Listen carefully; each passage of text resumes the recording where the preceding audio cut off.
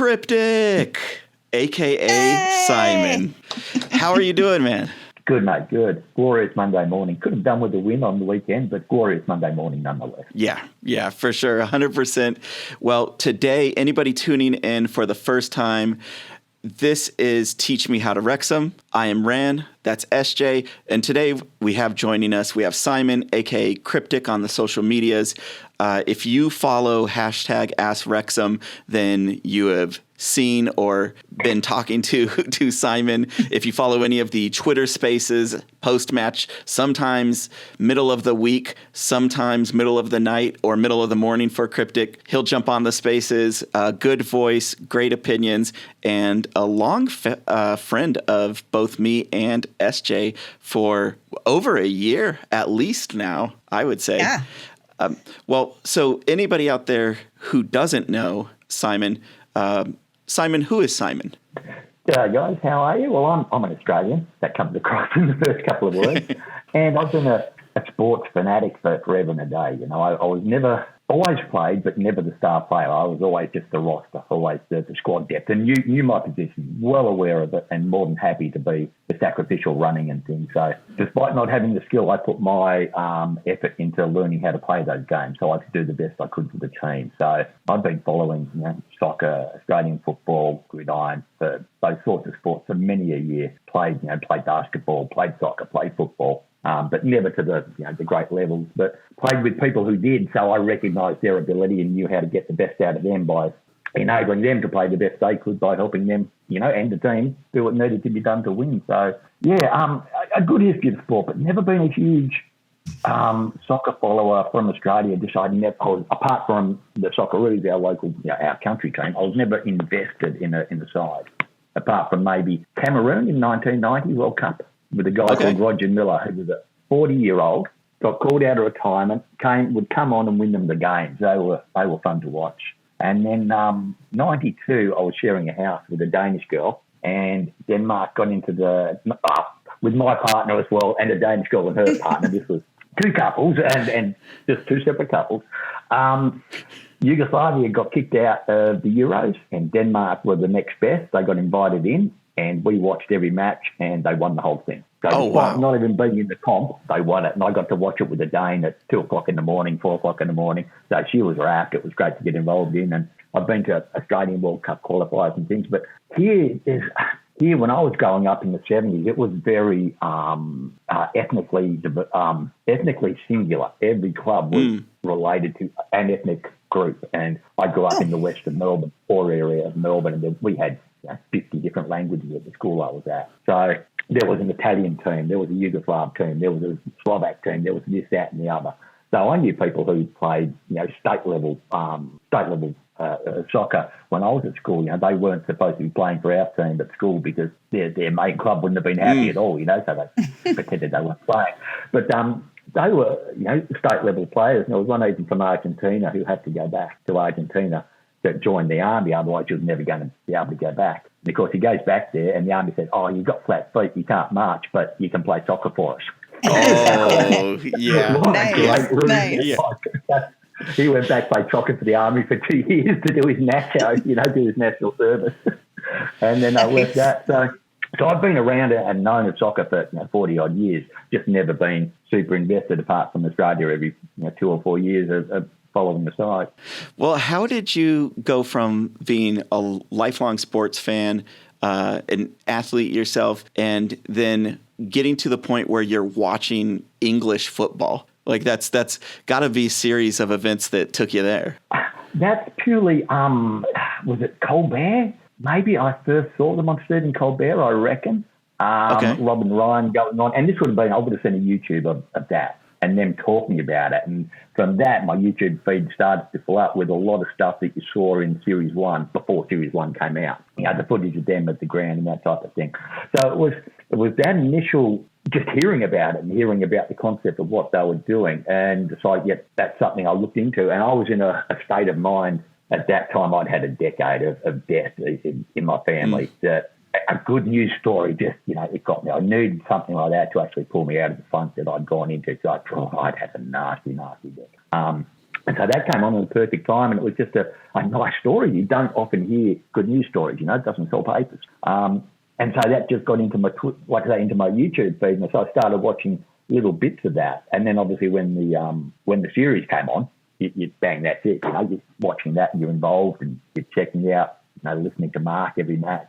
You know, but before the feeds came on, you know, we were on the Wrexham player, listening to that at 2 o'clock in the morning. So, yeah, now my life is 1 o'clock. I wake up 1 o'clock Saturday or Sunday morning, 1 o'clock. And thankfully at the moment, the midweeks are 6:30 for me and not 4:30. So in a couple of weeks, we're about to do the daylight savings. We're going to go back. They're going to go forward. So it's going to get ugly again. But that means the Saturdays are midnight. So there's a slight advantage there, but the midweeks will become 4:30. But hopefully there's not too many of them left in the calendar, I don't think. Oh, see, I'm opposite there. Those Tuesday matches, I'm like, oh, thank gosh I can sleep in, because the weekend matches, if I pick up a shift, and then it goes till 2:30 a.m. So I don't get home until like 3 a.m. And then if the match is at 7, sometimes I just stay up, or then I like take a short nap and then I wake up and I'm like, and I can't function.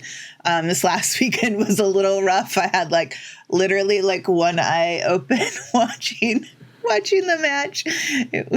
I should have had both. We could have got a goal if somebody was looking. Your fault. We've gone out for dinner on the Saturday night for a vegan meal. We know a vegan couple, and we went onto their yacht. Oof. And for their yacht, it's a tiny little boat, but they're going to sail on it. Cool. They're going to live on it for a couple of years. Wow. And I had like 3 hours sleep before Saturday night's match. I woke up at 1 o'clock in the morning, and then we played okay, I thought, but just couldn't score, can't score. Disappointing. Yeah, definitely was. And that kind of is a good segue to about how do you feel as a Wrexham fan? So you've came on watching from or listening before it was streaming with video. Then you get the video, you get the documentary series, you become invested into the team. You see a promotion happen within your time. Now we're in League Two and we have some recent setbacks. What is Cryptic doing to settle his nerves or to make it make sense for the recent performance? Losses aren't a new thing for me. I support Hawthorn in the AFL, and when they came in, they're one of the later teams, came in 1925. They didn't win a match for the first 30 years, you know? And my grandmother supported them. So that was ingrained in me. So when I started following them in the 70s, we actually didn't lose a match for the next 20 years, and were one of the best teams in the comp through 2 decades. The next decade and a half, we were down the bottom. Okay, 15 years, nothing, you know. Then we had a reasonable decade, and now we're coming out of another decade of nothing, and we're just starting that rebuild. And those journeys are more fun than being right up the top. And so the journey that the club's on is it's a great journey, you know, a couple of losses. You know, like that. Like I say, we would go years and years without winning a match. So I'm more than prepared for a loss or two, and I'm certainly not ripping up the membership card or burning the merch. You know, there's enough merch to pay for Arthur. So Arthur, if you're listening, please say. I take him the side. All I want to see is a reaction. The gaffer's not taking it in his stride. You know, that they are looking at what they need to do to improve the squad, improve the style, improve the whatever it is they need to improve to stop what's going on. And obviously the people in there know a lot more about what's going on than we do. But I've seen those changes come. So Parky, you know, especially in the last few weeks, he hasn't been doing the same old. And so long as that's happening, cool. You watch it, you enjoy what's going on, you hope they score a goal or two. But I'm just pleased with the journey, you know, and I've actually applied for and I'm getting my first ever passport. So I'm coming over in October by the hopes of it, still waiting for a few things to settle into place. But I'm looking for an October visit, and I'm hoping League One, but if it's League Two, doesn't matter. I'm assuming we can't go back to the National League this year. I'm assuming that's out. So I'm hoping for National League. Yeah, there's either League Two or League One, and I'll be there in October to see that. Yeah, we don't want to upset anybody and then bring up what is the probability that Wrexham returns to the National League next season? It's like, oh my God. You're like, I'm fine with the yo-yo through the leagues. I mean, and everybody's like, no, shut up. the conversation nobody was ready to have. Yeah. We don't have pro-rel here. I mean, we do in some of the smaller soccer leagues, but our major football league isn't pro-rel at all. Our major football league, soccer league isn't pro-rel. But I've known about the concept forever and a day. You know, I've got English blood. I've followed, you know, not to the minute detail, but I've followed English football for 40, 50 years, you know. So I've known about how they go up and down, promotion, relegation, that type of stuff. So it's a concept, that's what it is, which is why I look at the gridiron and see why they protect their patch. You know, the owners just don't want anyone else in. This is our patch. We're making the money. We don't want the danger of pro-rel, so keep that well away from us, you know. But then you lose the jeopardy, don't you? There's no, a bit like our football too.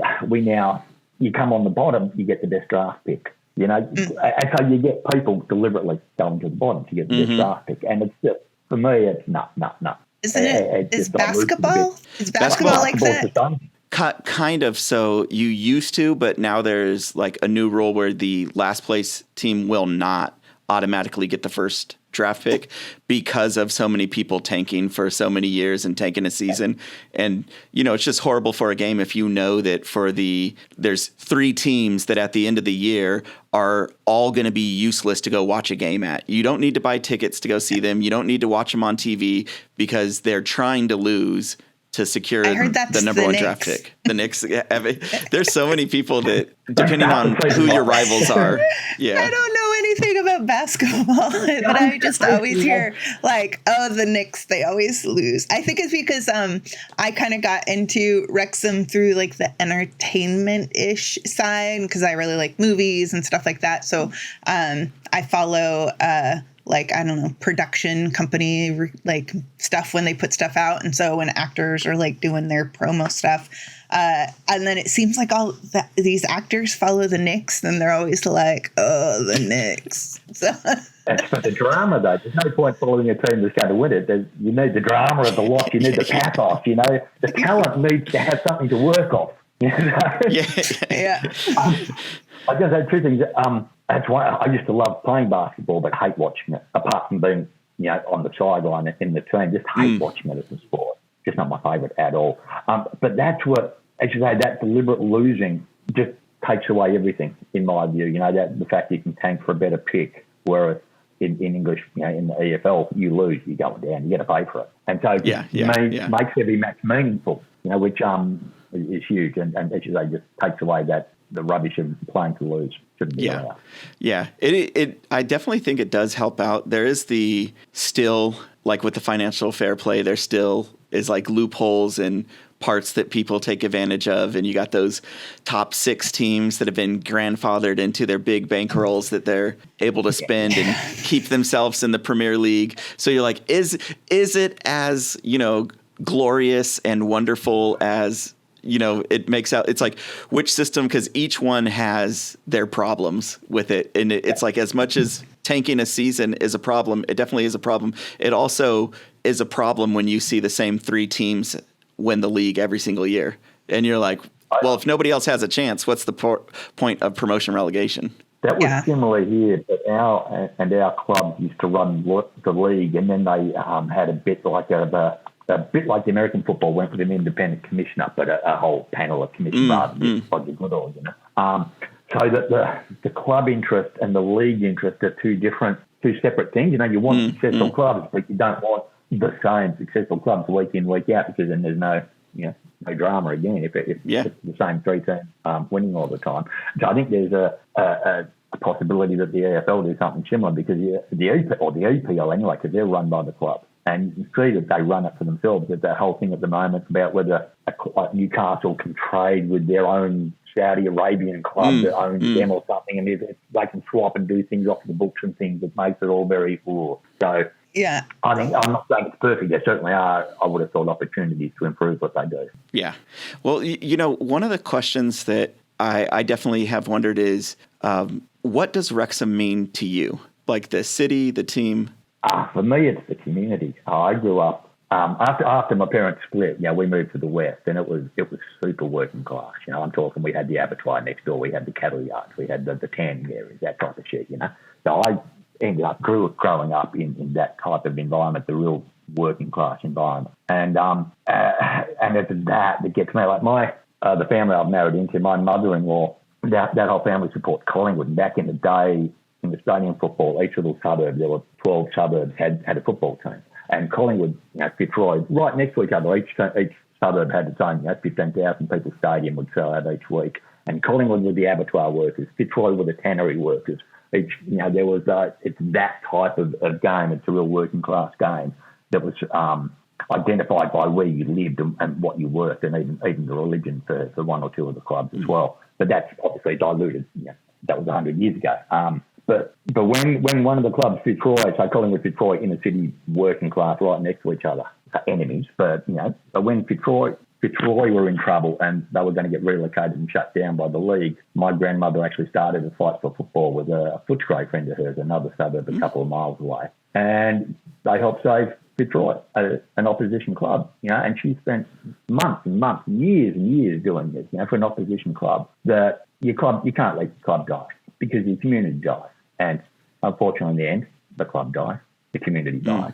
And now they play 4,000 miles away in another town with a different name, but they pretend that there's that history, but there's not. Everyone, it's a bit like a certain team we know, who tried to pretend that they actually won a few things 50 years ago, but they hadn't. And so for me, it's that real the community and the sport are one.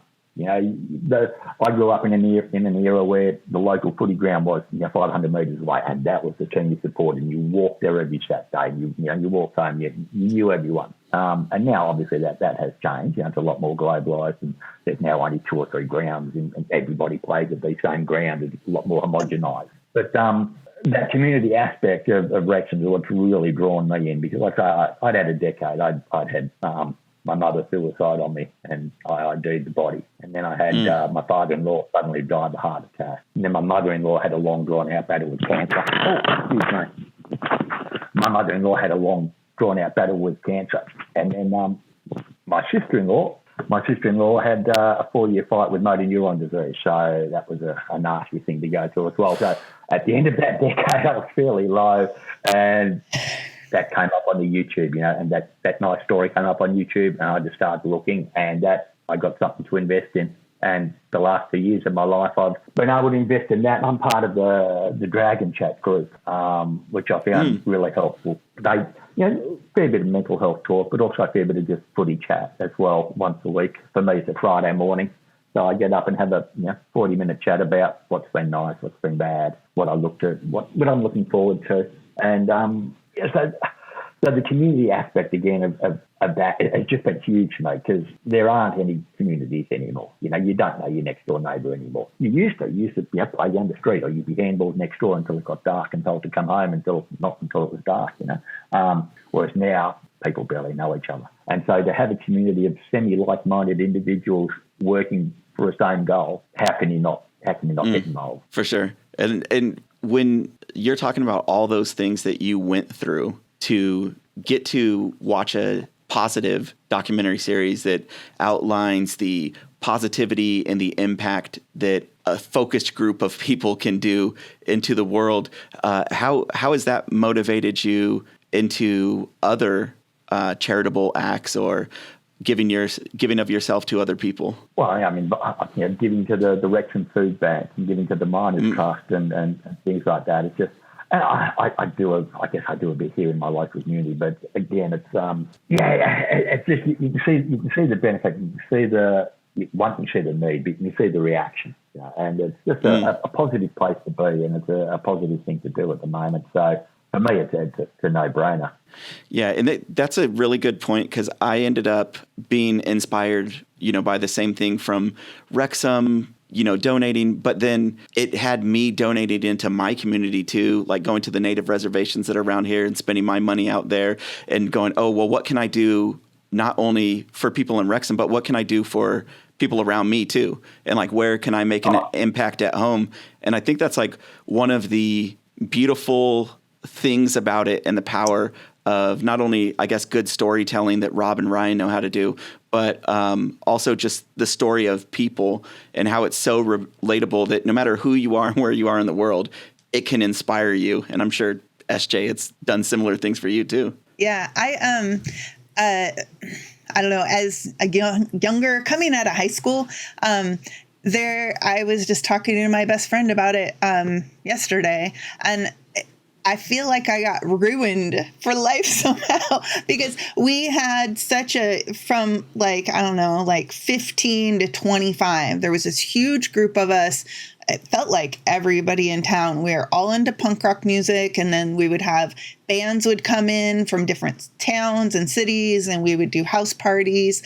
And then we would also do like, we would do just random parties. So we do like 80s parties where all these punks and mohawks and dirty, spiky people would dress up in like 80s clothes. Or we had cocktail parties, like literally like suits and formal dresses kind of things. But again, everybody's kind of like, you know, punk rock underneath. So we just did all these like cool community-ish things. And when bands would come into town, it was always like, we got a place for you to stay, and we're making sure they got a meal for the night. And, you know, it was so supportive, and there was such a network of community involvement. And that did extend to supporting, I don't want to say politics necessarily, but supporting stuff that impacted the local community. And so I moved out of, that was when I lived in Eugene, and then I moved to Seattle, and we were just talking about like, you know, we just kind of assume like the world is like this, right? Like very naive. And I was in Seattle, and I was a bartender for a long time. I was working at a bar, and my coworkers were all like, oh yeah, we're going bowling, blah, blah, blah. And then I was like, cool. And then so I got off work and I went to the bowling alley, and they were like, what are you doing here? And I'm like, you guys said you're going bowling. And they're like, yeah. And what, are you meeting people here? And I was like, oh, this is a totally different reality. And so skipping forward to Wrexham kind of coming into my life, I get that sense again of like, there's not this division of like, oh, I'm talking about what I'm doing. That doesn't include you, or I'm not inviting you. Like, it's so welcoming. And Simon, you're actually, I was looking at my Twitter feed thing the other day, my first tweet I have pinned about Wrexham, and you're like, welcome to Wrexham. And like, you know, and we had this whole conversation, and then it was like Aussie rules and this and that. And like, all these people that I'd never met. I mean, obviously Twitter world, you don't meet people, but there was all this like positive community support there. And since then there has been some, the new fans and, whatever, but overall it's just been so welcoming, and the whole askWxm thing has been amazing. And to have this kind of group of people who are involved in community stuff and want to support people coming to Wrexham. And, when I went over there was so many people that were like, hey, oh, you're here. I mean, accent gives it away. I had a taxi guy be like, oh, you're paying too much for your cab rides. I'll just come back and get you for free. Like that doesn't happen here. People, so, I just appreciate that like welcome and, that community and that kind of bringing in, like, it's very heartwarming. And I want to tell you, thank you, Simon, for, like you were one of the people that made me think I don't like sports at all. But this is like a different thing. This is a community that's welcoming and has all these values that I respect and hold dearly. So, yeah, you're a big part of that. Thank you. Oh, you're welcome. Thank you for that. You're welcome. Yeah, that I went the wrong direction a couple of times while you were talking when you said you're like, Simon, you're one of the people that made me think I don't like sports, and I was like, yeah. Wait, what? Yeah. He made you think that? That's a horrible thing. I saw you, and Oh, and also to SJ, I know we're talking to Simon, his background, but and we're staying positive. We're not going to the negative. But what was the name of those two people that were giving you shit back in high school?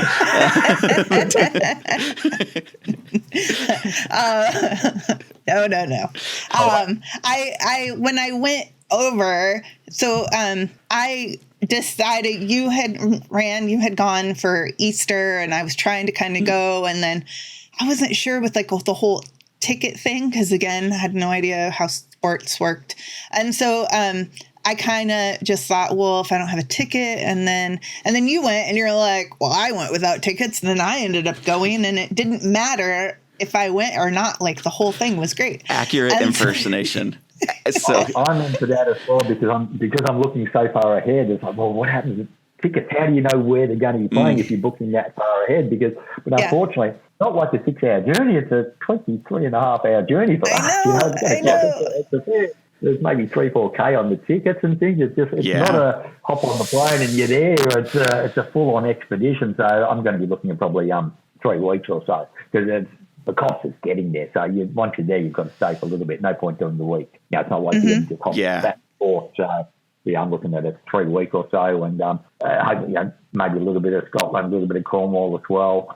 Okay. So some of my routes, and the rest of it in Wrexham.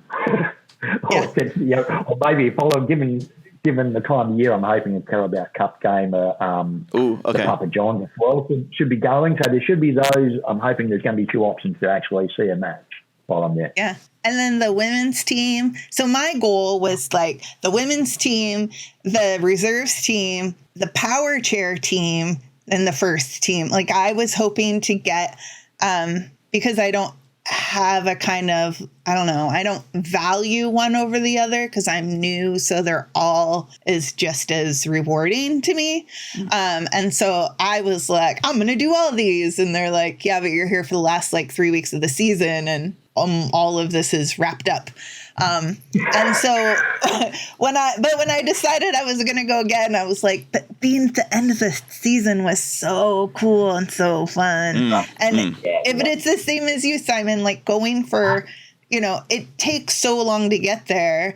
And with airfare and stuff, like I see people, most of them from the East Coast, that are like, oh, it's my second or third or whatever. Yeah. And I'm like, I'm so jealous. But I'm so happy for you. I'm so jealous. I got the letter that my passport's coming today. And so I'm thinking, can I actually book for April? No, I can't. No, I need the money. I can't actually afford to go yet. So I could book for April, but I wouldn't be able to do anything. So no, it's October. I'll watch April from here. No, just do it. Just do it. If I was in the East Coast of the US, I definitely would. But it was 2 days. I was talking to you and like messaging, and I was like, I don't know, and I really want to go. And then my mom's husband died, and I was like, stuff, right? And then so I was on leave for work and kind of dealing with all that family stuff, and I had because of bereavement, everything, then I had a little bit of extra chunk of time. And I just thought, I'm not going to have another like opportunity I don't even know when I could go again. And so on Friday, I was like, well, I'm going to go. And my partner, we've been saving up to go to Thailand for like 2 years. And he was like, I mean, we have the money for vacation. You should just go. I was like super cool, supportive. And so I bought a ticket on Friday, and then I flew out on Monday and got in on Tuesday with like 15 minutes to spare for gates opening. And then Denise picked me up, and like, man, you should there's this picture of me post like, because then, it's like 16, 20 hours or more from the time I like woke up and then flew and all that. I looked in the mirror at the end of the night and I was like, I'd take a picture of this. And I'm just like so haggard looking. But it was so worth it. It was so much fun. Oh my gosh. Yeah. So I'm excited for you. Oh, I'm excited, but I'm in so much trouble from the rest of the family because I'm just not a traveller. I'm mid to late 50s. No, I've never had a passport. But my older sister lived in London for 35 years. My younger sister lived in Exeter for 2 years. My younger brother lived in London for a couple of years as well. And so now they're all like, what, now you want to travel? You didn't come and see us. So, yeah, I know. Sorry about that. Priorities. My wife loves to travel. She's a Japanese teacher and she's been to Japan a number of times, been to America, been here, there. She's like, do you want to come? No. Just never had an interest in travel at all. Yeah, until now. So something like my first ever passport. So yeah, I'm excited for it for sure. You saved up all that traveling for like a huge chunk all at once. You're like, but now I'm going to go to this little town in Wales for 3 weeks. But I'm not going to do any. I'm not going to do Europe. I've got no need, no desire to hop over and do Europe at all. So it's purely I'm looking at. I've got right of abode. I just need to apply for right of abode to England. So I'm wondering, do I do that? Apply for right of abode and not come back. So I say people in Wrexham. The one might think it's going to be cheaper and then the return. If I tell her I got the return but haven't, and then just go. Yeah, you got to be careful because visiting Wrexham is like visiting Disney World for the first time. You're like, what is this magical place? It's so magical, and you're like, what? This is amazing. Yeah, but like SJ, I've worked in movies. I've been in a movie or two, been on a TV show or so. And so you see behind the scenes, it looks magical, but don't look behind the back. I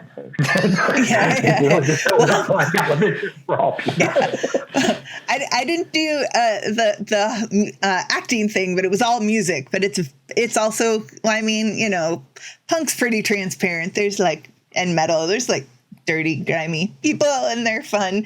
But there is definitely a part of that behind the scenes where, it's the duck metaphor. You're polished on top and then freaking out and everything. Yeah. So I really want to, I'm hoping at some point, we have this kind of askWxm community, and I am so, it really, I mentioned when my mom's husband died, and then on Friday I was like, I'm going to buy a ticket. And we buried him on Sunday, and then I flew out on Monday. But when I was in Wrexham, I didn't want to talk about that. I wasn't because I wanted to keep this pure and goodness kind of thing. Like Simon, you were talking about having this kind of really rough time and then having, there's all this joy. And I wasn't trying to compartmentalize, but I really was this is so wonderful to bring in. And the askWxm community online, really resonates. It really kind of built up to me feeling confident and comfortable to that it was going to be a positive experience. And then since then it's just gotten, it's just better and better and better. And I would love to, we've had a couple of group chats, but I would love to, video chats, but I would love to have a, an askWxm swarm of people all come in and meet everybody. And I'm a big hugger. I want to hug all of us. We won't get Rand to videotape it. I just heard you do Stop it. So nobody out there at all knows. Don't keep the joy and the sadness separate. Do let them mesh up a bit. That's one of the things that I've liked about Welcome to Wrexham too, is seeing Paul's story, seeing Fordy's story, and knowing that life involves both, and you can't really enjoy the happiness unless you've got the sad times. To respect those differences. Oh, sure. I just meant in I didn't want to meet people, and they're like, "Oh, you came," and I'm like, "Yeah, my mom's husband was buried yesterday." I didn't. I wanted people to, I don't know, I wanted to enjoy the freshness and the joy of it. I didn't want to come in as Debbie Downer, Yeah, because that's wasn't what I was looking for. And, from work, I work in the emergency room, things, it's not, sometimes it's fun. I like the gross stuff. Sometimes it's, yes and no. There's a horrible metaphorical comparison thing. One of my coworkers, we had a code. The patient didn't make it, and my coworker was like, somebody was really upset and not handling it very well, and because everybody handles it differently. And one of my coworkers was like, God, I feel so jaded. Like, how bad of a person am I that I'm just moving on? And I was like, you get to a certain point in your life where you're like, it's like you're a baker. You like make cakes for a living. You're such a quality person. You burn a cake and you're like, that sucks. Well, next time I'm going to change this one thing I did, and so it's not necessarily compartmentalizing as like being able to process through stuff in a way that you're processing things that suck positively. And so it's not necessarily, I wasn't trying to like shut out the emotion of it, but I definitely was like, it was the give and take, right? And then I was like, I need to refuel here. I need to like just kind of have a breather. You do become inoculated, not immune to it, but you need to become semi-immune to it to survive in an industry like that. You can't let every one of them hurt you, because you're never going to come out the other side. Yeah. So and that same nurse had a beautiful way of saying it, is like, you're in somebody's life process, and you may only be, this is so depressing for the pod, for people watching. I don't know. It's my normal. But she was like, you're there for somebody who's passing, and you're there for a part of this process for them that's happening. And all you can do is do your best and support them in every way possible, and put your positivity into making it the best result that can happen. And then if that person passes, they're giving the gift of that experience for you to bring into the next time something like this happens. And maybe you learn some one little thing that you can apply. And that's, again, trying to bring a positivity. You're not trying to block out the negative, but, trying to weave in a positive experience and stuff. And, it's hard, but this is so dark. We're like, everything Wrexham is so great. And I'm like, people die. I don't know. Sorry. That's the reality of life. You need to come to grips with the reality of life. I did 6 months in the pork abattoir. Yeah, Neil Williams. Look at it, on the askWxm. He raises pigs. He knows where they're going. Yeah. Well, and I think you guys were kind of saying the same thing, that when you were saying compartmentalize, and then Simon, you were saying balance. If you have had a whole bunch of negative stimuli, then to balance that out, then something like a relaxation or a spa day or, a trip to Wrexham or whatever might seem on the surface that you've surrounded yourself with positivity, but in the grand scheme of things, that could be, 90% negative stress that hit you, and that like less than 5% was your trip to Wrexham. And you were like, it's still not balanced yet. I'm still super, super stressed out and dealing with stuff. I started watching like Dragonheart on my lunch breaks, and, stuff like, watching clips and the FA Cup matches. I would kind of, running around, but, I'd kind of like have a little one eye out, or I'd put it up on a computer, and then as I was walking by, kind of, try to see what was going on. But yeah, I mean, it just came in like post-pandemic. That was a little rough. And so it was just this perfect timing. And again, it's this like Ask Wrexham community. I mean, the Wrexham community as a whole, and, longtime fans, and there's all this already established kind of framework and mechanics. But the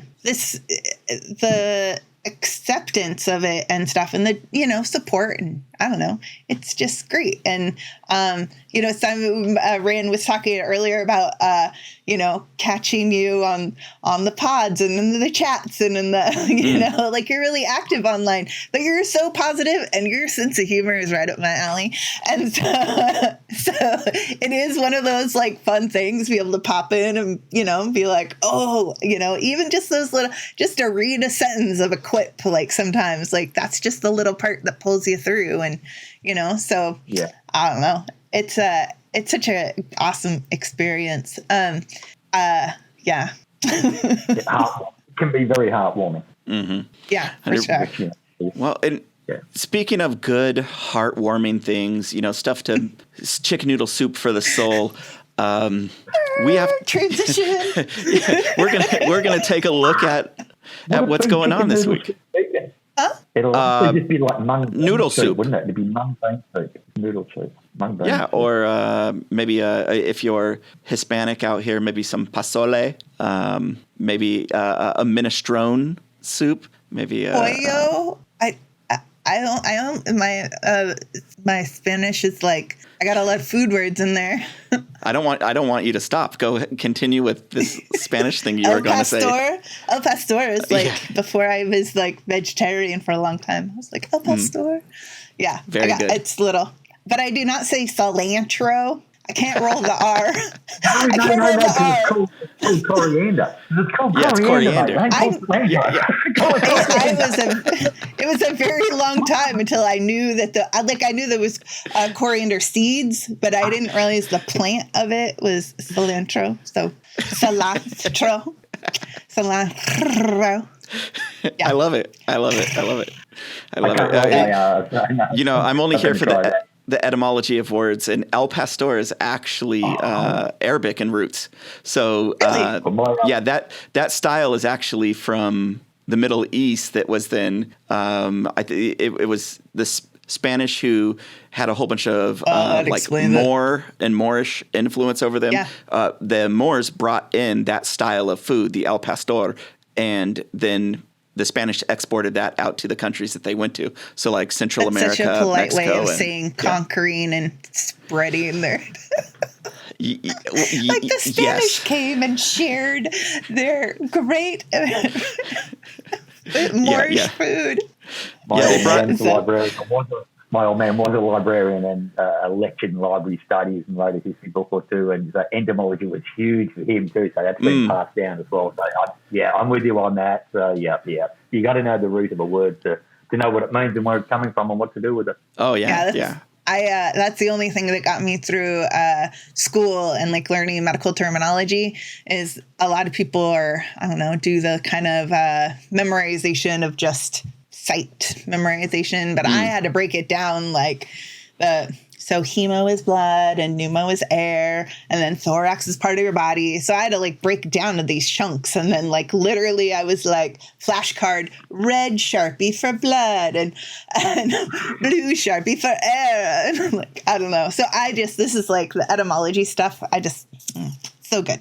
Are we nerds? Yes. I mean, 1,000%. Yeah. I think that's why I never got into the sports thing before. It's so divisive here. I hope I don't put Jason from Wrexham Phoenix on blast with this, but we were talking about like stuff to do and do around town, and one of the things he brought up was sponsoring a table at Phoenix Fan Fusion, which is basically like Comic-Con, like the comic book convention.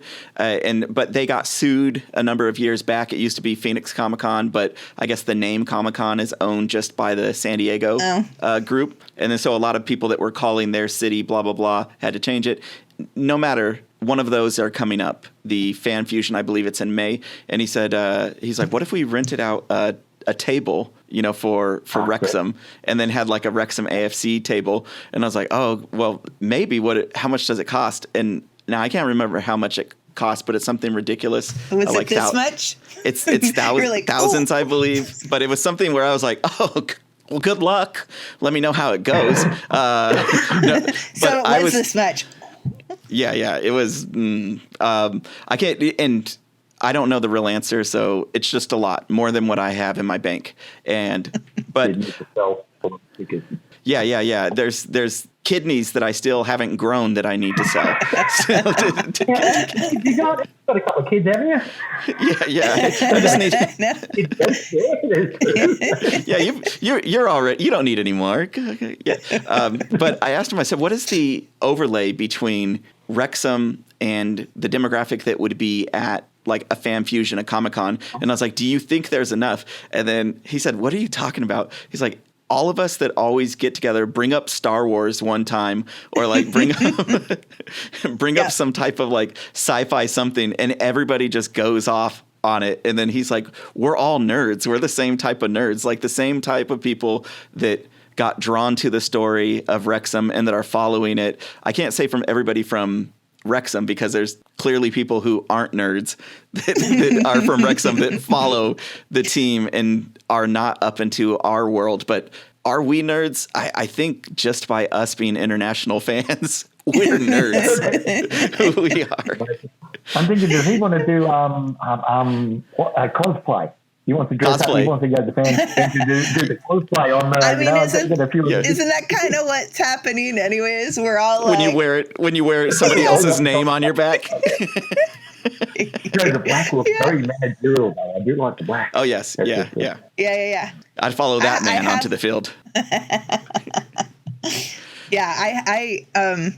I can't look. I try so hard not to look at the store for the Wrexham website. Oh, I added up one time just the shipping cost, and I was like, I am never doing that again. I'm never doing that again. Like, I don't know. So now I have a couple of people over there that I was like, can you get this for me? And then they're like holding on to it until April so I can pick it up over there. I was like, but that's the kind of community it is, right? Like, people are like, oh yeah, no big deal. You know, it's like so cool to be a part of. And then, like we have like nerdy, like movie, TV conversation stuff. And I like just sent somebody, I was like, hey, do your daughters like bugs? Because there's this really cool documentary on Disney Plus. Yeah. And so, you know, I don't know. Well, it's the good thing. That's part of what I value is the, We have the central core of Wrexham that we're all interested in and all love. And then there's that a bit of a range, you know, of age and sex and jobs and knowledge and things that mean we've got that core interest together that we can then talk about, but then we can branch out into our own little separate nerdoms, and I can pass this along to you that you can then pass on to somebody else, or vice versa, you know, that you wouldn't, you know, I wouldn't learn about X, Y, and Z because I wouldn't be involved in those conversations, but because the Wrexham base is there, you're then learning other things that become of interest, you know? So. Yeah. But we are nerds, so.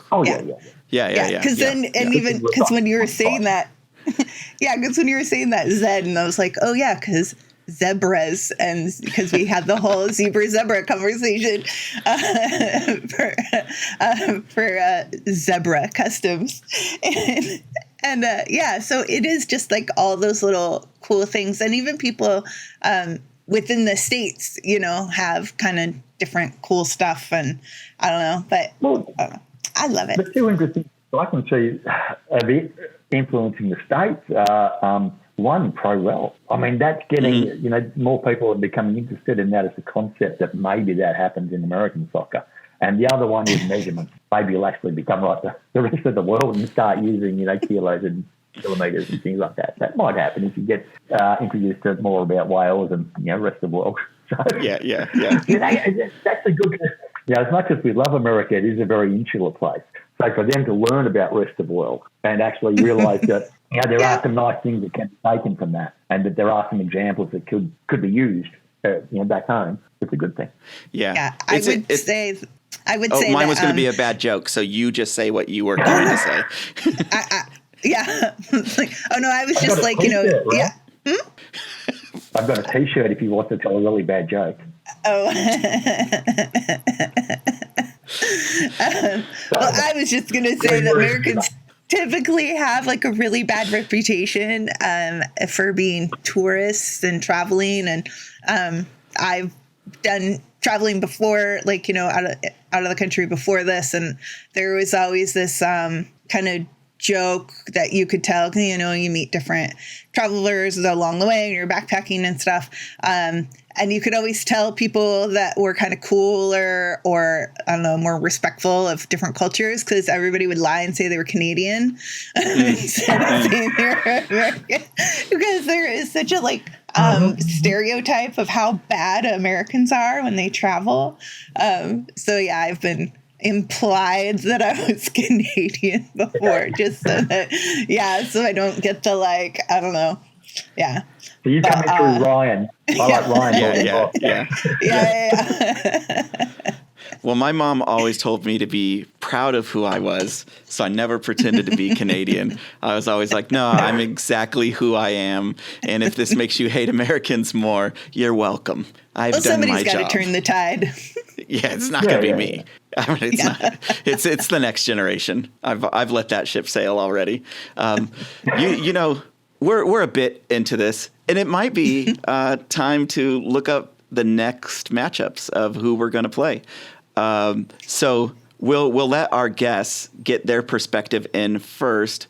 This first game that we're looking at is a matchup between Forest Green and Wrexham. It's going to be an away game.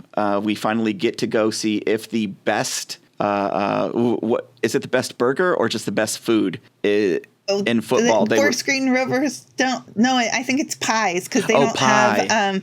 Voted the best pie. They're the vegan club that has the vegan stuff. Do you want me to give my little quick stats breakdown?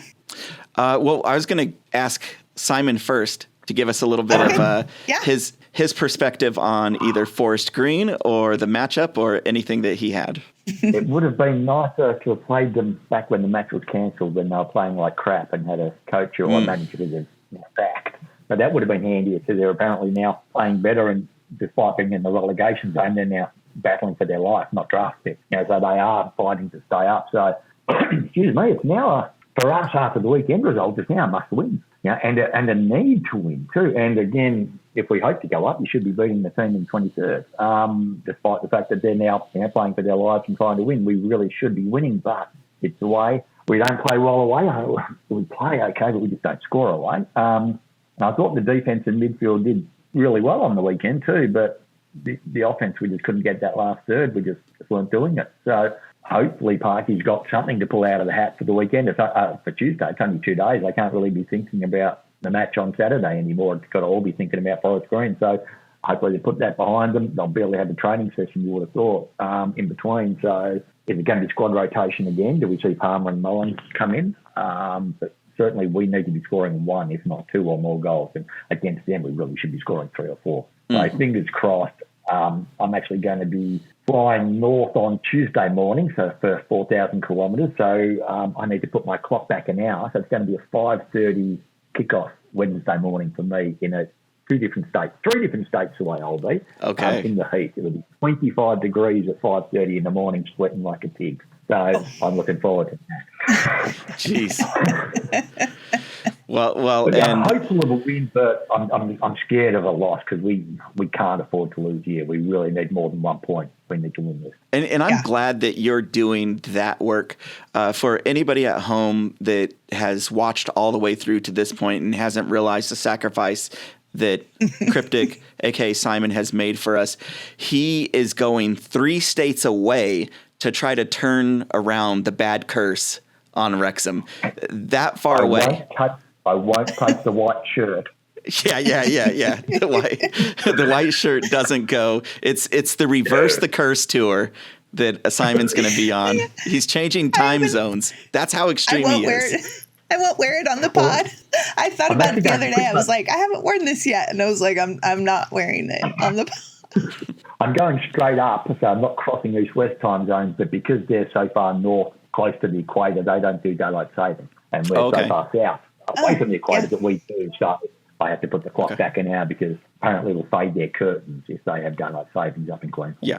But I think Florida's the same. Florida has daylight savings. Arizona, where we're at, we don't have it. So in Arizona, we don't have daylight savings. So which I enjoy. Whenever you guys are switching times, I'm like, it sounds like fun.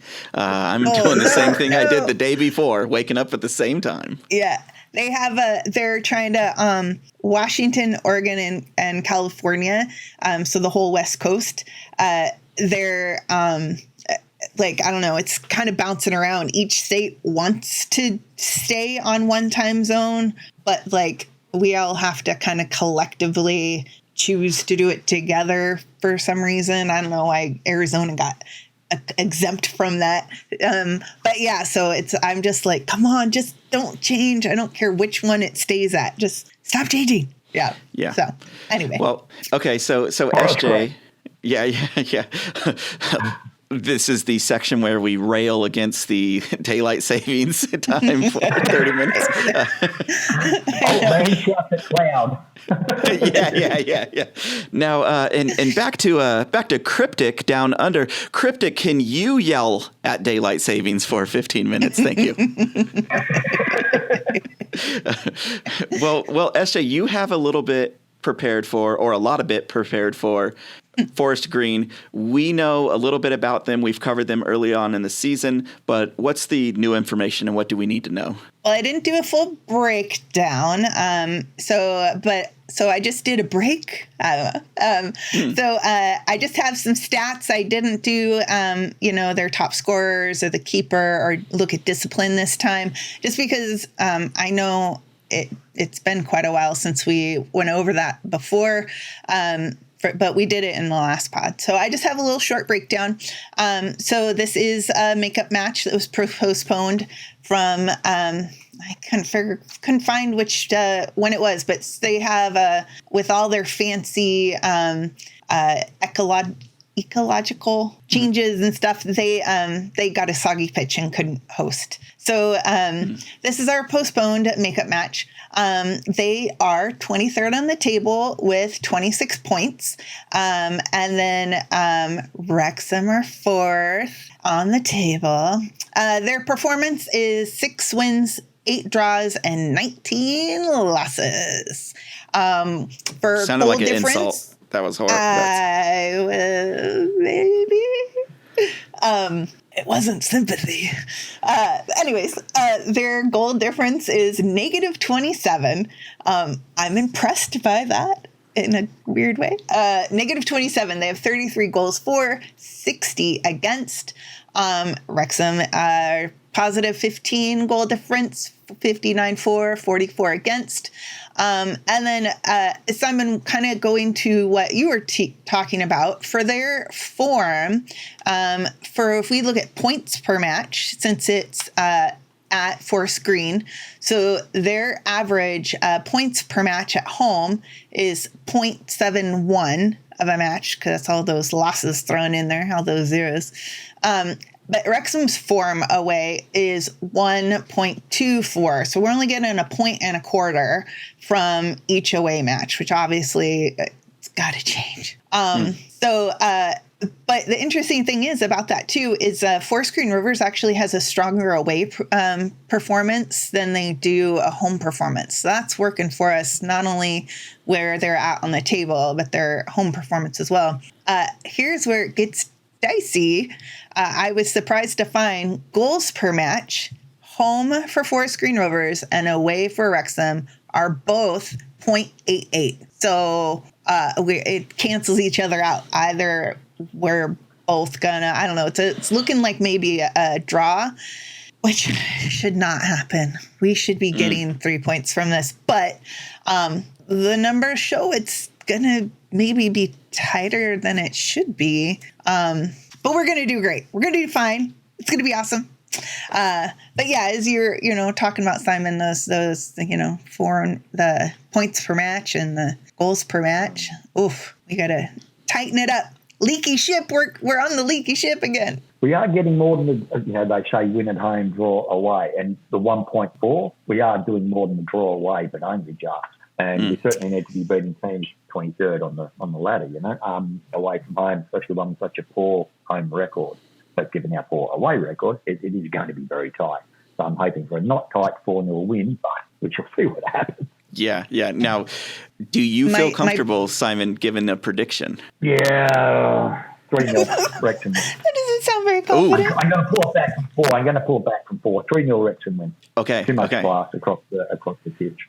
That's usually my default, is 3-0. 3-0. Now, is that an angry 3 or is that a scraping together 3? Are we righting some wrongs with this match and trying to enforce our dominance upon a bottom of the league team? We need to. We should be. Compassionately stomp them into the pitch. Wow. Compassionately. I said compassionately. Despite them playing well recently, we really should be, if we hope to go up, this is the team we should be beating. So, hopefully we can pull something out of them, get some anger, get some whatever it needs to be to get the team playing together again. I'm encouraged by the fact that I have seen Parky play around with form, on the pitch instead of his 3-5-2. He has, he talked about playing when he brought subs in a couple of matches ago, kind of changed the front to the diamond, and then we saw those 4 subs come in for the last match. And he brought in Luke Young. So his corners, Luke Young's corners, all the other players that have come in that we love, but Luke Young's corners, yeah. So, a clean clear, and then Elliot Lee somewhere way down there. It's like, don't let Elliot. We don't even talk about that one. I love him, but not the corner. I know, I love them too, but yeah, Luke Young, I love seeing him. So my hope is that all those and we saw Parky do those subs. It was 60 minutes, wasn't it? It was definitely before the 72. No, was it? It was the 70th when he did the 4. Oh, okay. He changed I was very tired. I was very tired when I was watching that, but still. And then the other 4 were the 70th, which was a little bit late. And Jordan Davies came on, was good to see as well. So he didn't get the minutes to put in that part. It's going to be interesting to see. The midfield injuries are really forcing his hand at the moment. I'm loving McLean in the midfield, though, I guess, which does then allow Mendy to play on the left and Barney or Bolton on the right. But whether or not we see, as you say, Jones come back in, I think he got dropped because we were hoping to play a bit more expansively, and I think we did. We had more ball against Gillingham, and so he needs the ball players, which he brought in. Whereas against Forest Green away, I can see Young coming back in to start because he needs that bit of grunt when they're looking to control the ball so much as the match. Yeah, I feel like there, was last year when Lee was signed, he was signed in the January window. And then Parky talked about, I think, right? And then Parky talked about trying to figure out that good place to play him on the pitch, where his little magic spot is, and kind of ended up that even though it's that 3-5-2, he has a little more leeway to run around and chase magic. And I'm wondering if our new signings, there's kind of still that settling in that's happening. Sure. But, I am hoping for a win. I like your 3-0. I'll take that. But I'll take 2-0 with no injuries. I'll take any 3 points with no injury. It could be 1-0. It could be anything. 3 points and no injuries. That's what I want. That's what we need. It's a bold prediction. Yeah. I know.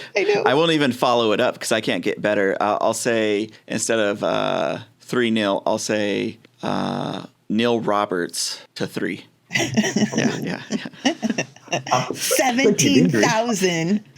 I'm loving that's how many kilometres I am away, 7,500 kilometres away, just saying. Speaking of injuries, how good is it to see Arthur playing without the mask? Oh, yeah. Yeah. I'm loving him back. He's got his confidence back, playing well. So, please for him.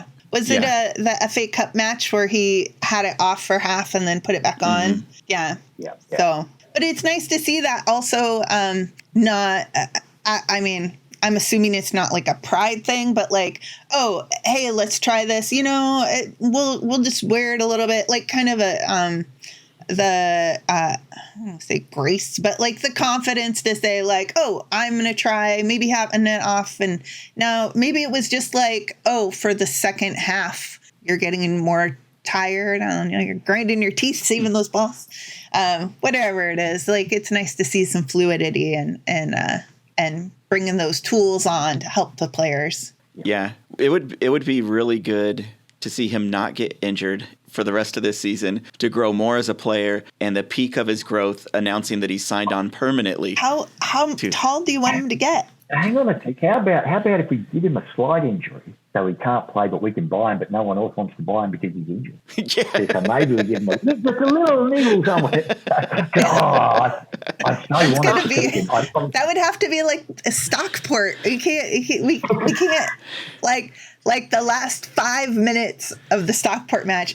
after it's all settled. Like, I don't know. Or training afterwards. I mean, we gotta wait till all the matches are over. Jeez. Well, it depends where we're at in the table, right? So for the record, what we're talking about right now is officially injuring one of our players. Not Nancy Kerrigan. I'm not like Nancy Kerrigan. He's the top of my Christmas list. He was my birthday wish. Like all of the wishes. I just want him to stay.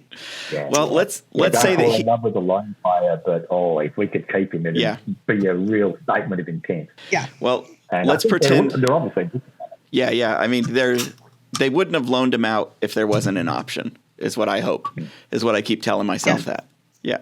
But his valuation of what, 1.8 mil? Yeah. I'll buy more kits. Yeah. We're buying Jeez. Well, so we have Forest Green, which hopefully that's a 3 points. We make a statement.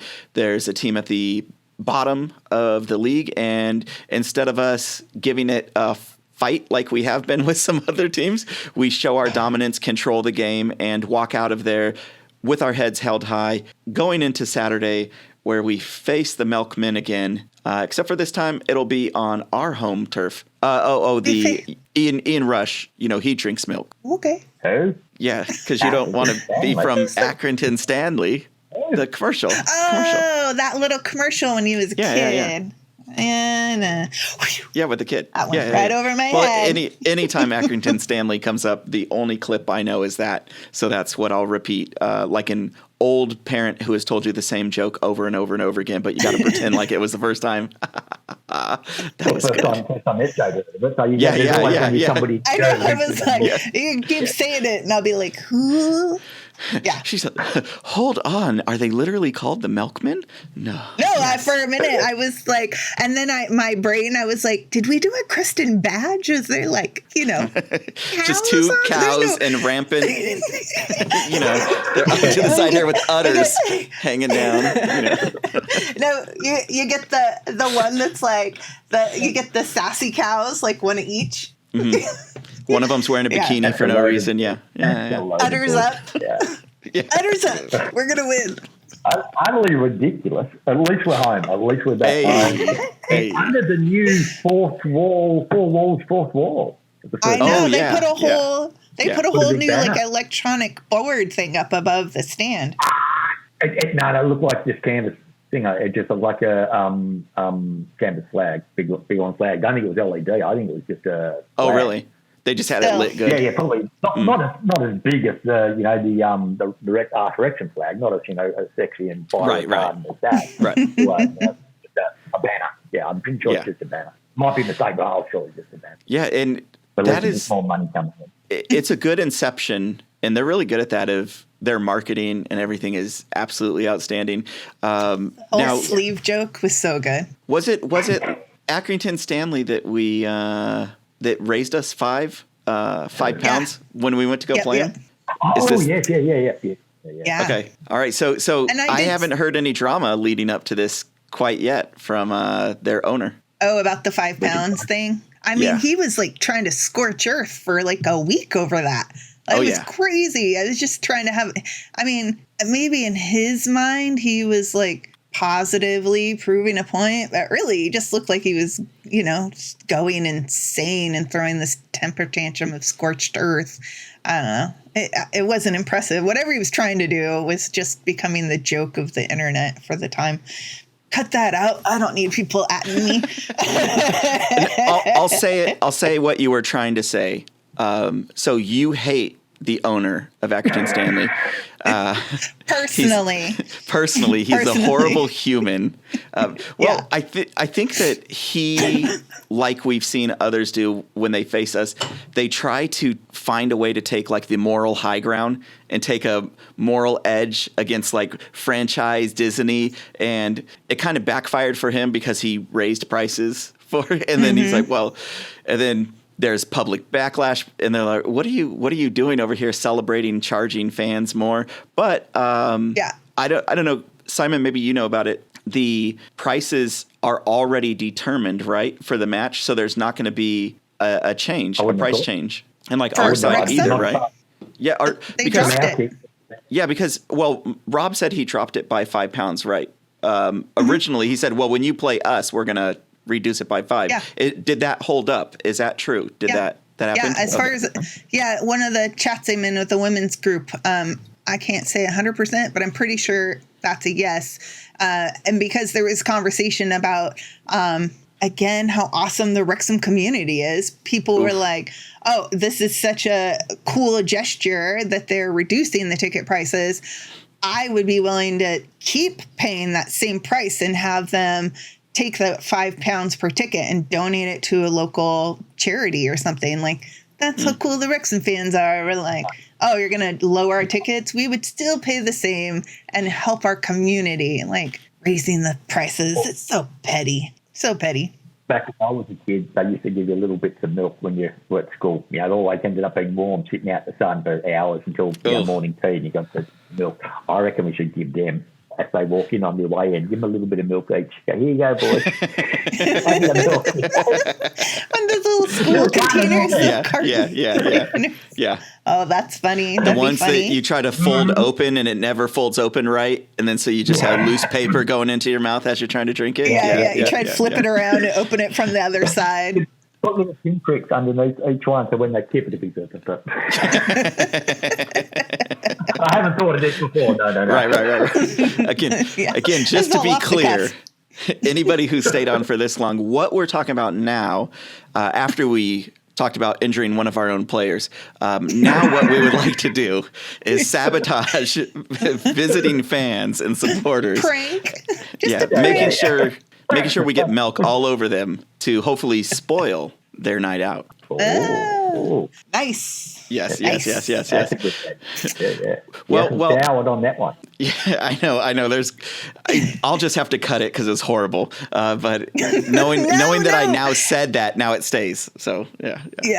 I was like, you leave in all sorts of horrible things that I say. You got to leave that in. Oh no, I always cut the bad stuff I say. What are you talking about? I know. I take like 5 to 10 extra minutes and I go back and make sure that all of the really ridiculous stuff I said, I delete it. And then, so believe it or not, what you're hearing through here is the better part of the ridiculous stuff that I've said. So imagine the stuff that got cut. Yeah. Woo. Well, so we're looking at Accrington Stanley. Simon, how do you feel about that match? Do you want to piggyback it on if we do X on Tuesday, then Saturday means? They are distinct, indistinct matches that they shouldn't relate to each other, but do. Confidence will carry forth from one to the other. Injuries will carry forth from one to the other as well. Indistinct match at end of the rotations, because we have had that busy February, that Tuesday for 3-4 weeks now. So that's going to be the end of that run. So it'll be interesting to see the Tuesday-Saturday rotation the party goes through. Interesting to see whether March the 3rd, is it the last time we can bring in an uncontracted player to finalise the squad? So that's only a few days away as well. Sure, it's early March, and it's, this is when either Ford comes back in, Hosanna, whoever the 2 or 3 that weren't in the 22, and we get to name one more. So whether we bring in somebody from outside who is uncontracted, or whether we recontract one of ours who we let go, that has to be done within, got to be 10 days. So whether that match gets involved in that too. So it's going to be interesting selection dilemmas coming up. And again, at home, we got to win. Just no two ways about it. There's only, after this week, after Tuesday, it's 7 home, 5 away. And I saw somewhere that 29 points guarantees pretty much top spot. 23, you get auto promotion. So we're looking, 7 wins is 21. If we can get a couple of draws away, so it's still so close, but every match is so important, and we need to win at home. There's no two ways about that. Wow. Especially with the Crew, Stockport, and Mansfield matches coming up. We've got to be banking these wins now. And where did the season go? It feels like we just started, and now we're at the tail. We're on the second half. We're counting how many games we have left, not how many we've already played. Wow. I know. End of April. That's only 2 months. 2 months left of the season. It's just like, wow, that was quick. And then we'll go into off-season again and the trading and transfers and the Las Vegas if that happens. And then organising trips to Wrexham. Well, okay, so at the beginning of the season, when we would inevitably have somebody on and we'd ask them, what do you think about Wrexham? How do you think they're going to finish this season? At the beginning of the season, the first half, everybody's go-to was there's not enough of the season to be played yet. We don't know. We don't have enough information and data to make a decision. Do we have enough right now, Simon, where you feel like you can kind of say where you think Wrexham is going to end up at the end of the season? I think we'll finish second. I'd be disappointed if we finished below third. I'd be extremely disappointed if we didn't win a playoff. So I think that's at the club too. I don't think anything less than promotion this year, given where we are today, would be looked upon as, I would have thought, a failure from today. From certainly after MK Dons, anything above relegation looked good. Those things change. But yeah, where we are today after this many matches, I would have thought we expect to go up. We would be expecting to go up, and hopefully they're looking for that and looking for players who can help us on the next stage of the journey. So confidently, we might be able to say, and anything can happen, of course, but we should finish either in a promotion spot or a playoff spot when everything's tallied at the end. Yeah. Because we're 10 points, I think we're 10 or 11 points clear of 8th. So we should be safe in that 10, promotion playoff. Given we don't suddenly, not win a match for the rest of the year. We should make at a minimum playoff. But if we play the well, I would have thought they expect to play, we should be second or third, I would have thought. I got all these things going.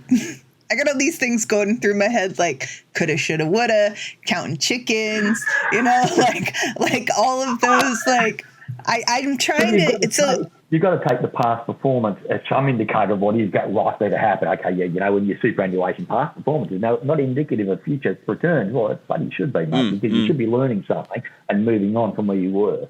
So, if we were Forest Green, then I would not be looking at top three. But given who we are with our squad and the points we currently have and what's going on around us, I would have thought anything lower than 7th was going to be a disaster from this point. Yeah. And I just, I really liked how last season, Parky and all the players, whenever they spoke about, how the season was going, was like, we're just talking about this match, and then we're just focused on this. We're just focused on that. And so I'm trying to emotionally force that to happen. It's not working very well, but I'm trying to stay in that mindset. Yeah, I'm just trying to. I can guarantee you, Parky is thinking about more than the next match. He has to. The players should be thinking about this training session and this. The Parky's got to be thinking about 3 weeks ahead. Sure. Yeah. And the people above him have to be looking 3 months, 3 years ahead. Whereas the players at the coalface, you shouldn't be looking further than 3 seconds ahead, because you are it. But hopefully there are people with those bigger pictures around them, and that's what you pay them the money for, But us as supporters, we've got to look ahead, don't we? We've got to have that hope. You've got the hope for the weekend, you've got the hope for Monday, the hope for next week, the hope for next season, the hope for 5 years, I want to throw a couple of numbers at you guys, and then we'll do a game prediction. But if you look at us, we're 4th on the table right now. We have 17 wins, 8 draws, 8 losses, 59 points for, and 44 points against. Let me review another team. They have 14 wins, 5 draws, 14 losses. They've scored 66 points, but they've been scored against 62 points. Goals. So 66 is that not? Okay. Yeah, you are correct. That is not. They're sitting in 13th position. Is this where you thought they would be at this time? No. That just blew my mind. But after the last few weeks, they're not playing well and they're going worse. They've got no manager. Sacked the manager, or changed, not sacked. They got the manager moved on, and they're struggling, aren't they? So it's good to see. Yeah. I feel like we talk about last year about that, rivalry-ish, both teams pushing each other through the season. And I never really thought to take it as they were pushing us. Like, we were getting more out of it than they were. We did end up on top, obviously.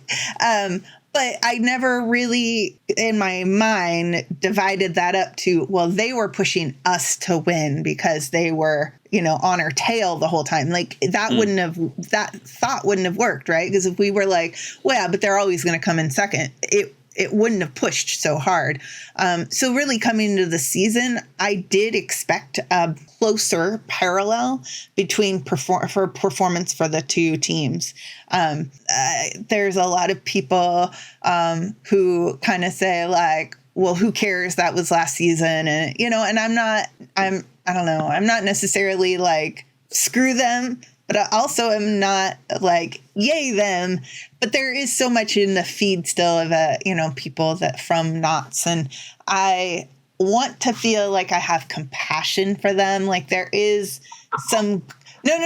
Hear me out. Hear me out. Hear me out. No, I feel like I don't care where they end up. But I appreciate, how about that? I appreciate the race that we had last year. And I think that we're a better team for it this season. Now, granted, I only know 2 seasons of Wrexham's playing. So that's not super and very, informative opinion. But I do appreciate the part that they played in our promotion last year. And within that, I go, oh, that whole Knots are falling apart again. I look at it not as like, less as, ha ha ha, and more as like, oh, that's a bummer for you.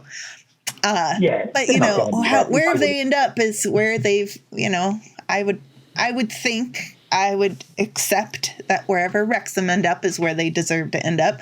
And that goes for Knots too. So, I don't know. I wouldn't be unhappy if we ended up in League One next year where they are now. That wouldn't make me unhappy because it's almost a consolidation. They're not going back down. They're going to be mid-table. They've beaten a few. They've lost a few. I hope we didn't lose 14. But I wouldn't mind 2-3 seasons in League One, 4 seasons. Start, get us for. Do what we can do in there. Doesn't have to be promotion every year. There's no sustainability in that. Yeah, but we need these guys, Rob and Ryan. We need a few more main sponsor turnover for TikTok United. We need another big sponsor contract to get us some better fair play to bring in more people. Who are we getting that's bigger? So Microsoft maybe? Apple. Elon coming in? Apple. Apple. An apple a day keeps okay. Yeah. Have Apple on the sleeve, Disney on the chest. I was like, you're putting Apple on the sleeve? That's ballsy, man. They're like, just chipping a little. Well, because the Disney Plus broadcasting the docu-series. Yeah. You put Disney Plus on the front right here. Brought to you. This is just like the Mighty Ducks did in Anaheim by putting the Disney's logo and calling their team after a Disney movie.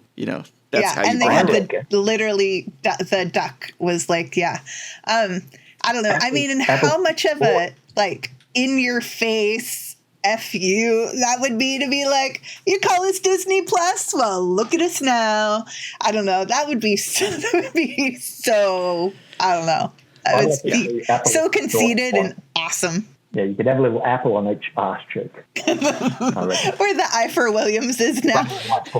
Elliot Lee's size, little apple. You kids at home, what that was a reference to apple bottom jeans. I was just boots thinking that. with the fur.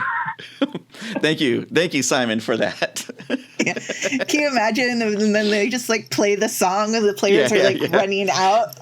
Yeah. Oh my gosh, my brain is like, yeah. So, Should we throw any predictions out there, Simon? What do you think about Accrington Stanley? Do you want me to throw in my?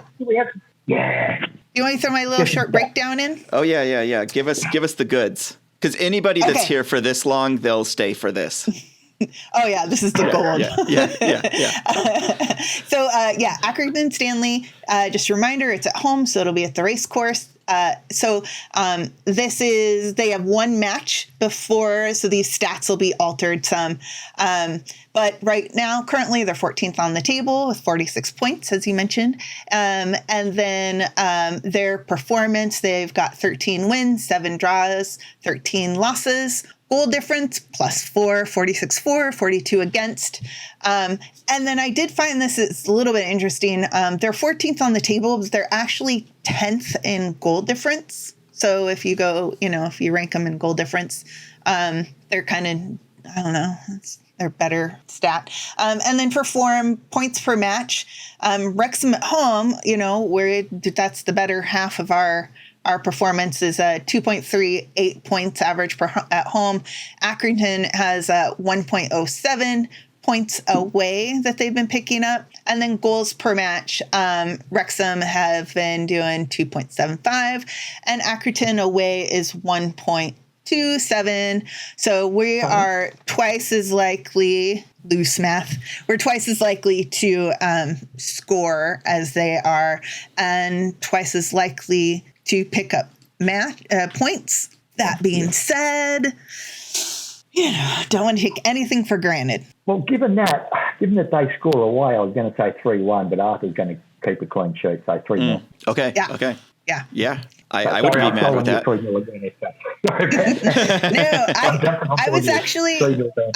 I was actually thinking of being a little more conservative and saying 2-0 just because I don't know. It's at home. Go for it. It's at home. It was one of the women's matches. I was like 6-0. I'm like, that's so mean. It's probably more like 4.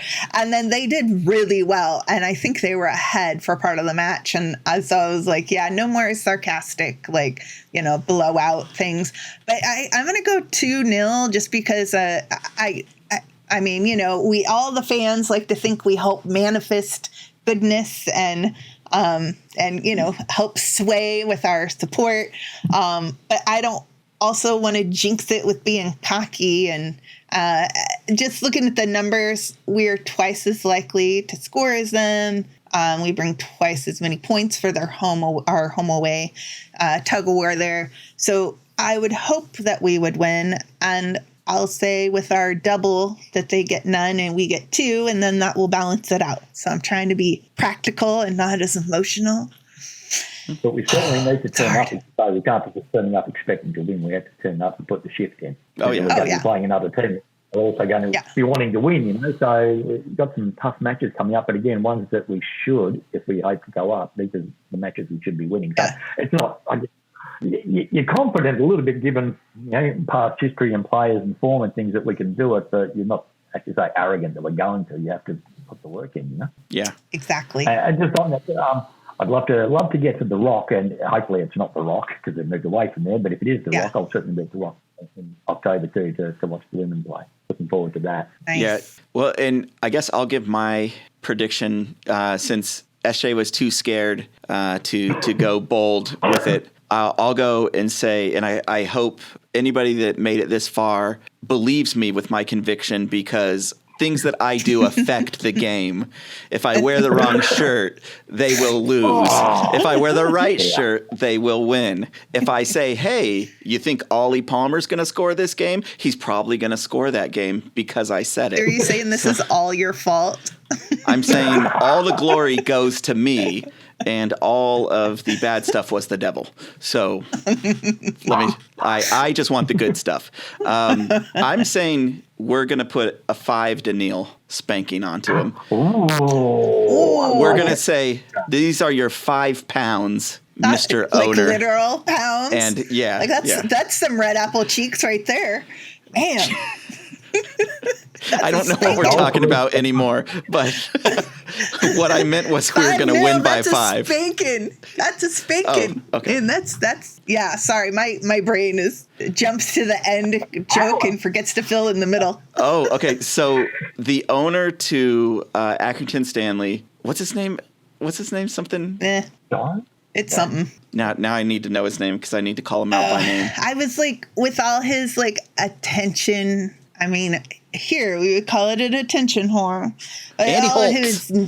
Who? Some of them Andy? do kind of, I guess, Andy Holt. get involved as well, aren't they? You know, they want to be involved in that, not cross promotion, but get involved in the band and get involved in, Yeah. if they're going to do it. Ryan and Rob, I can, get involved in that crowd and something. Yeah. Yeah, well, because we know, based upon the YouTube analytics, that absolutely nobody but 5 people watch the last 20 minutes of any of these videos, then to our final fivers out there, they're the only ones that will know this. And I'm calling out Andy Holt. Yes, Andy Holt. We are going to score 5. Specifically against you, not even against the team. They're going to be scored 5 against you. Is that like a Rotten Tomatoes score? Yeah. And you will have to sell the team like you've been rumoring and talking about doing it for who knows how long. You being upset and angry that you're mistreated and nobody cares about how much you care about the club. We'll say you take those 5, you lose, sell the team, and say goodbye to football, and we'll be happy. So you're asking for utter ruin? No. What the introduction of Rob and Ryan and this new ownership method model is going to have. Ooh, yeah. Yeah. Are there going to be others who start to get involved, in they other have terms? to. Is it going to open it up to more than, petrol states and Russian oligarchs? Certainly not at the top end, but at the lower to middle end. Some football guy some NFL football guy, didn't he just, somebody bought a team? JJ Watt, he bought a percent. Yeah, it was a small percent of the team. Yeah. But they're a bigger club, but even if it's not, it doesn't have to be American megastars. It can just be even semi-local, just people with a bit more of a community bent for what they're doing rather than just backstories or make whatever it is that these big ones get into it for. Well, Rob and Ryan, they disrupted what was normal within football, and as much as British culture is keen to tradition and keeping the things as they were for as long as you possibly can. What Rob and Ryan have done is revolutionary. And if you're anybody else that's out there in the business world, you look at not only do you have a team, but they were smart enough to make a brand. And so Wrexham is now a brand. And it's not just a city. It's not just a town. It's not just people or a club.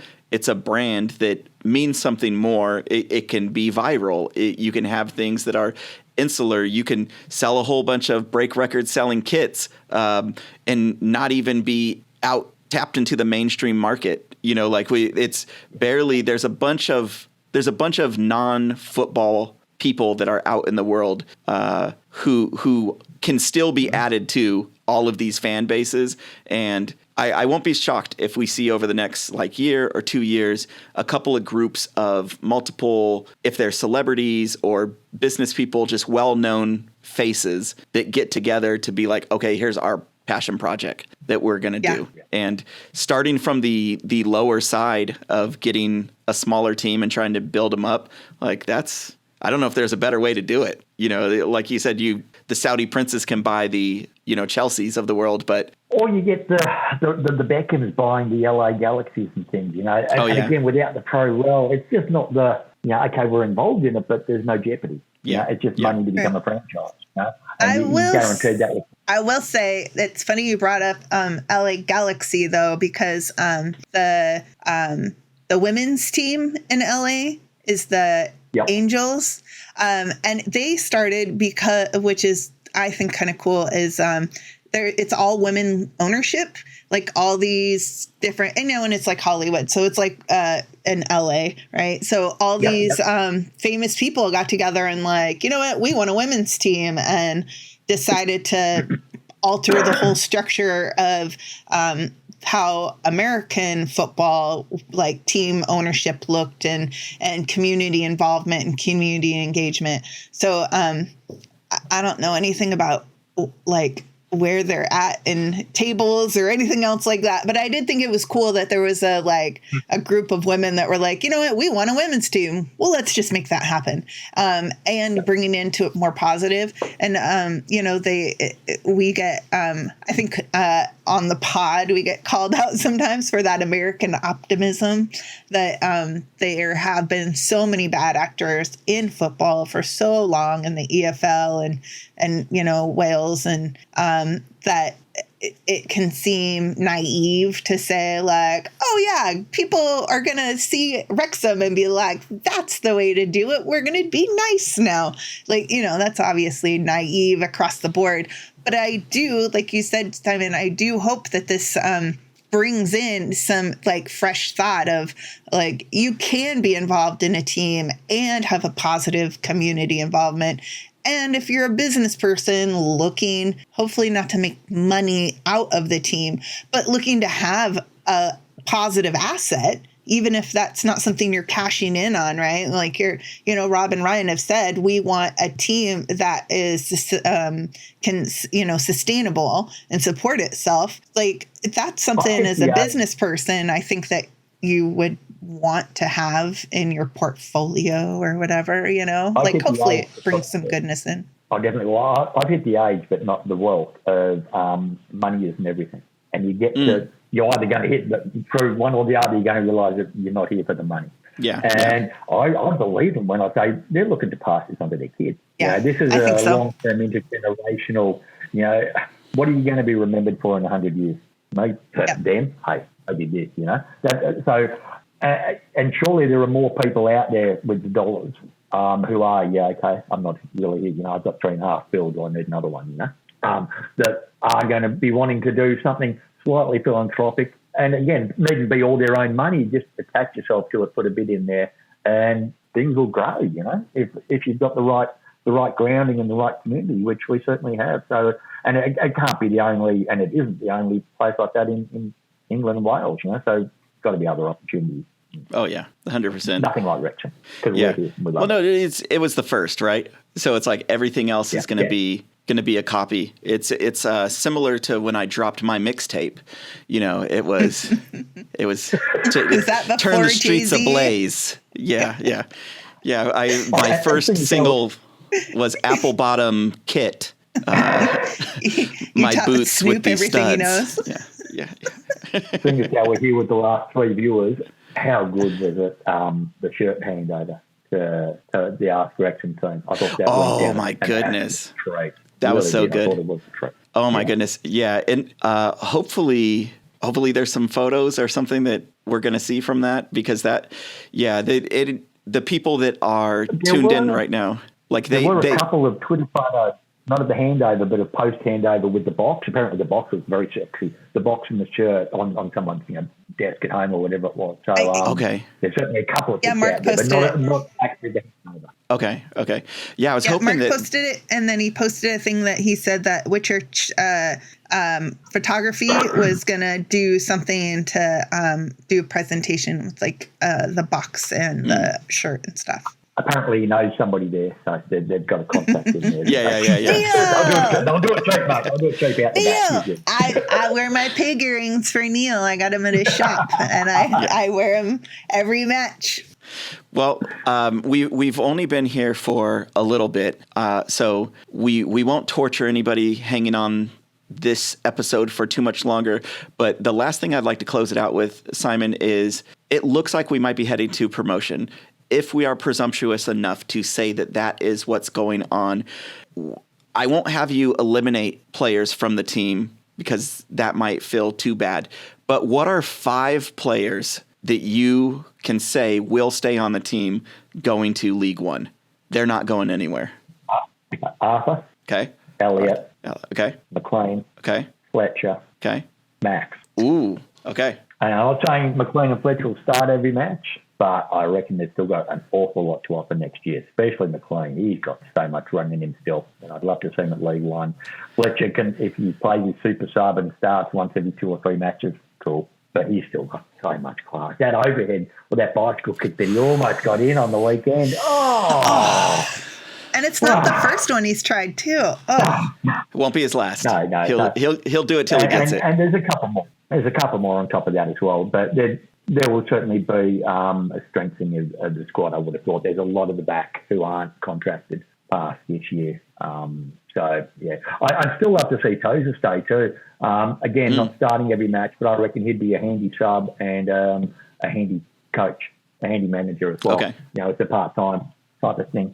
I think he's got a lot to offer there. Yeah, I think he's probably the one that's helping Cleworth develop that long throw because, he's getting. My partner the other day was like, how far does he throw in that?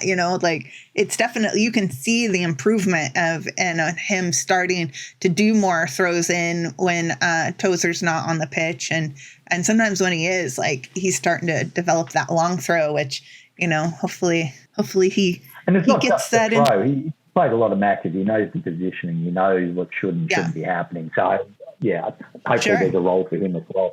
But certainly a lot of the players who have bought us here, and we got used to over the last 2 or 3 years, well, 3 barely, with Leighton and Luke. You can't see much of it, them being here beyond this year, no matter what happens. Yeah. Because if we go up, they're going to want to refresh, and if we don't go up, they're going to need to reinvigorate.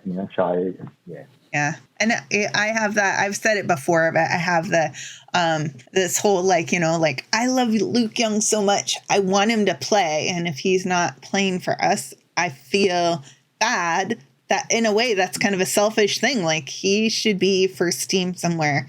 And so I finally come to accept that, he's probably not going to be on our first team regularly anymore. Yeah. If we're not going to hold, he needs that chance. Yeah, he needs that chance. He deserves to be playing. Well, and I like seeing him out there. Yeah.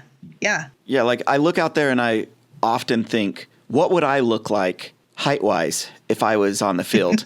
And then I look to Luke Young and I go, small. I would look small.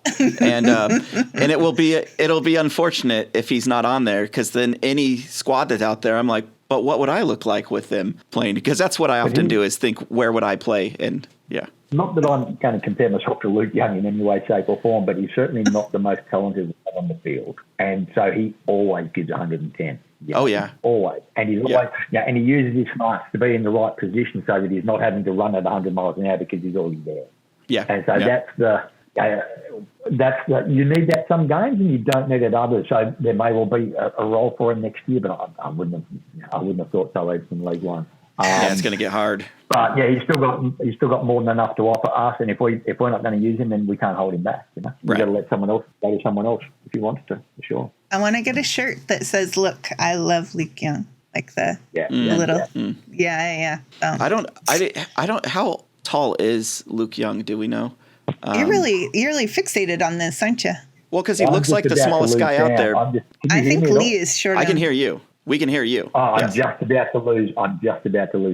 Oh no! For nearly 2 hours. My headphones. So this means we wrap it up. Well, thanks Simon Cryptic for coming on today. Wrap it up. Thank you both for having me. It's been an absolute pleasure and a blast. Wrapped to be here. So thank you so much. All you do for both askWxm and the stuff you put out on the pod. It's fantastic. Great content. And this is when we announce. So Cryptic is taking over. He's going to be the host from here on out. And once you get that headphone, if they're going to be 2 hours, are they still working? Are they still working? Look, they're complaining. No, but thanks so much, Simon, for coming on. Thanks for all of the kind things that you've done for all of us in the community, being a great example. You always are either promoting the charities or contributing and promoting the charities. And before we headed off today and we upped the town, I believe there was either a charity or a cause that you wanted to mention so that we could also link it into the description. Are you asking me? Yeah. No, to Simon. Yeah. Didn't you have one? No. What are we alluding to here? Oh no! Okay, let me dig up this message real quick. Well, he's looking that up. Dragon chat. Simon, Well, he's looking that up. I wanted to ask you for our final 5 emoji challenge. Do you got an emoji that people should throw in? What's the emoji you use the most? Do you use them? Me laughing one of the most. I'm just not hip enough. I had to ask what the spider emoji meant when I was talking about aquaphobia, because a spider. Oh, okay. No, I'm certainly not hip and with it. I use the laughing one a lot, the winky one a lot, because I do have a cryptic, sarcastic style of Do you use the one like this or the one? I just use the flat one and the little wink one. Yeah. Okay. Okay. So what we. it is Dragon Chat. It is Dragon Chat. So It was Dragon Chat. We had a chat about Dragon Chat, mental health for Wrexham supporters. It's on their website, on the Wrexham AFC website, under the club news. Have a look under there. There's no obligation to speak, no obligation to be involved, but go along and if you need to have a mental break, and we all have things that we're dealing with. So one more thing before this goes, has been an absolute pleasure. Thank you so much for both of the effort you put in. Thank you so much, and You're we the will best. link in the Dragon Chat if you are. There's a men's Dragon Chat and a women's Dragon Chat, so hopefully a safe Women's space. on a Monday night, men are on a Thursday, UK time, of course. All right. Well, thank you so much, Simon. We will speak to you again soon. I mean, we're going to be talking to him anyways because we're in a WhatsApp group together, so we always talk to him. But we'll also be speaking to you on the pod again soon. So have a great day, and hopefully this is 2 wins. And up the town! Up the town! Go Transformers! Oh wait, Voltron! There we go. Yeah. Voltron. Oh, he's gone.